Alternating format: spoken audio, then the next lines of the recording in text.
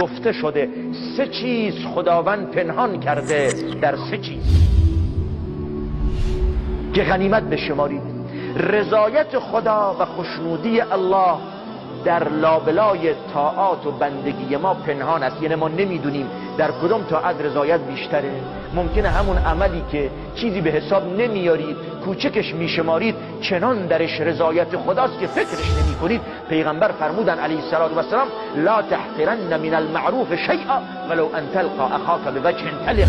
از خوبی ها، از معروف و نیکی چیزی رو کوچک مپندار، حتی اگر شده در حین دیدار و ملاقات با برادر مسلمونت با چهره خندان و بشاش، ممکنه همین لبخند تو، همین چهره باز و خندان تو چنان سرور و شادی و در دل یه مؤمن بندازه که فکرش نمی کنید. بلخص وقتی تو جایگاهی دارید، مقام دارید، پول دارید، ثروتمندید، اهل منصبید، یه انسان مظلوم، فقیر، بی‌نام و نشان تو جامعه از کنارش میگذرید، اگر بهش سلام بکنید، یه لبخندی بزنید، میدونید با خودش چه میگه؟ میگه بهاد حدرم و دانست.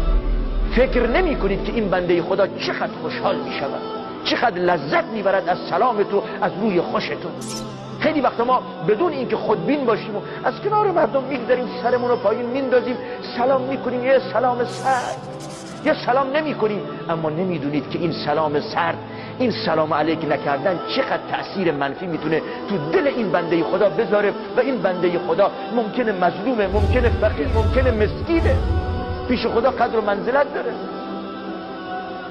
و نکته دوم خشم و غضب خداست. خشم و غضب خدا در معاصی پنهان است. یعنی نگو این مکروه، این گناه کوچکه، این همه انجام میدن، منم انجام میدم.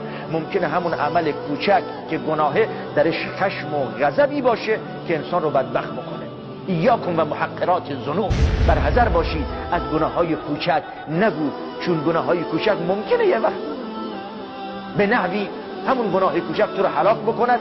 و مورد سوم گفته شده که محبت خدا و دوستی خدا نسبت به بندگانش پنهان است. ما نمیدونیم که خدا کدوم بنده اش رو بیشتر دوست داره. ما نمیدونیم.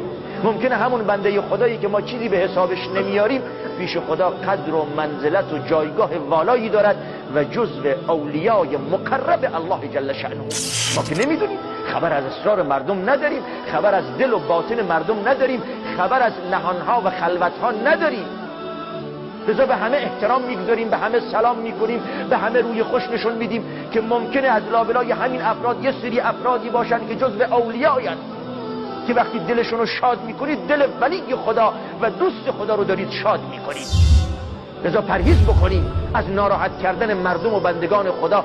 بالاخص به ظاهر نگاه نکنید و به ظاهر قضاوت نکنید، حتی اگر به ظاهر فرد نه تنها از نظر چهره او و لباس او و موقعیت اجتماعی، بلکه از نظر رفتار و اخلاق و دینداریش چیزی به حساب نمیارید، تحقیرش نکن که ممکنه انسان مغرور بشود، به چرکن نماز و عبادت خودش و دیگران رو به حساب نیاره. همون بنده خدا که به ظاهر از نظر عبادی و دینی و ایمانی حسابش نمی کنید، ممکن است چنان تقوای خدا، محبت خدا، خشیت خدا دارد که من و تو نداریم. خبر نداریم از دل مردم.